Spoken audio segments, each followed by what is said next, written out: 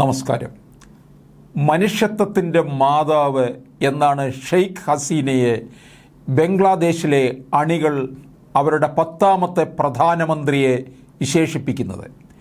ബംഗ്ലാദേശിൻ്റെ ചരിത്രത്തിലെ ഏറ്റവും കൂടുതൽ കാലം പ്രധാനമന്ത്രിയായിരുന്ന വ്യക്തിയായി എന്ന നിലയിലും ഏറ്റവും കൂടുതൽ കാലം ഭരണം നടത്തിയ വനിതാ ഭരണാധികാരി എന്ന നിലയിലും ഹസീനെ ലോകമറിഞ്ഞിരുന്നു.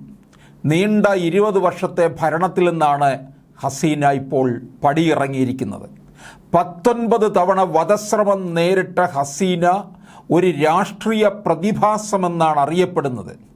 1947 സെപ്റ്റംബർ 28 കിഴക്കൻ ബംഗാളിലെ തുങ്കിപ്പാറയിൽ ബംഗാളി ഷെയ്ഖ് കുടുംബത്തിൽ ബംഗാൾ ദേശീയ നേതാവ് ഷെയ്ഖ് മുജീബർ റഹിമാൻ്റെയും ബീഗം ഫാസിലെ തുന്നീസ മുജീബിൻ്റെയും മകളായി ജനിച്ച ഹസീന പഠനകാലത്ത് തന്നെ സ്റ്റുഡൻസ് ലീഗിലൂടെ രാഷ്ട്രീയ പ്രവർത്തനം ആരംഭിച്ചിരുന്നു.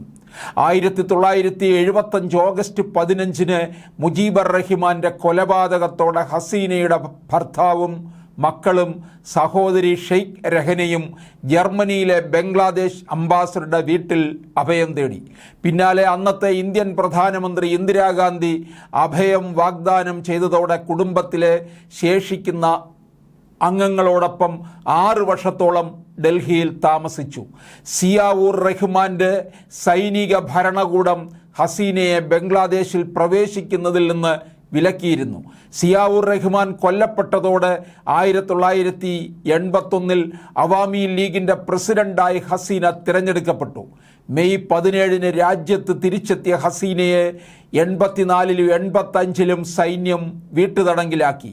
86 ബംഗ്ലാദേശ് പൊതുതെരഞ്ഞെടുപ്പിൽ മത്സരിച്ച ഹസീന 86-87 കാലഘട്ടത്തിൽ പാർലമെൻറ്റിൽ പ്രതിപക്ഷ നേതാവായി സേവനമനുഷ്ഠിച്ചു.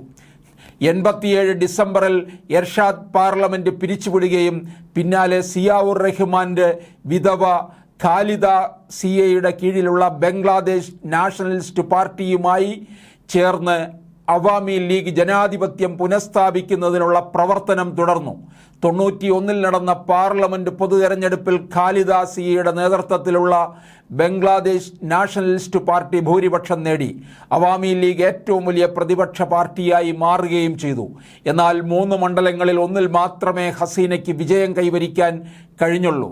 പാർട്ടി അധ്യക്ഷ സ്ഥാനം രാജിവെച്ചെങ്കിലും പാർട്ടി നേതാക്കളുടെ അഭ്യർത്ഥനയിൽ സ്ഥാനത്ത് തുടർന്നു.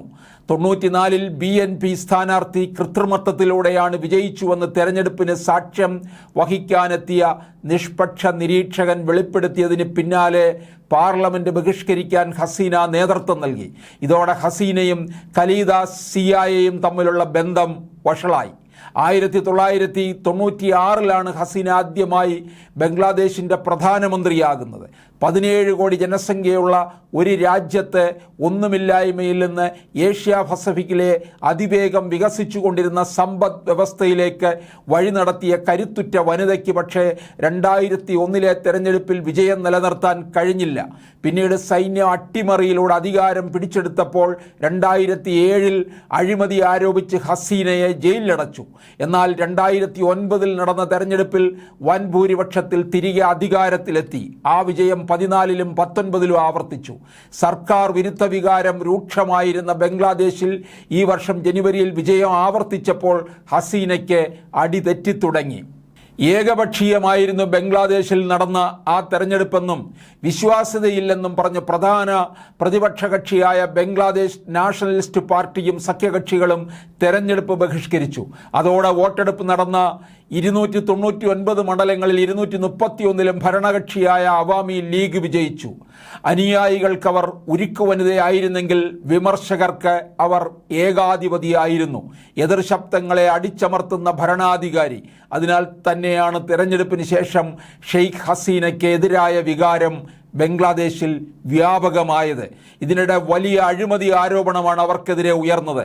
പിന്നാലെ സർക്കാർ തൊഴിൽ മേഖലയിൽ സംവരണത്തിനെതിരെ പ്രക്ഷോഭം രൂക്ഷമായി. സൈന്യത്തിൻ്റെ സമ്മർദ്ദത്തിലാണ് ഹസീന ഇപ്പോൾ അധികാരത്തിൽ നിന്ന് പുറത്താകുന്നത്.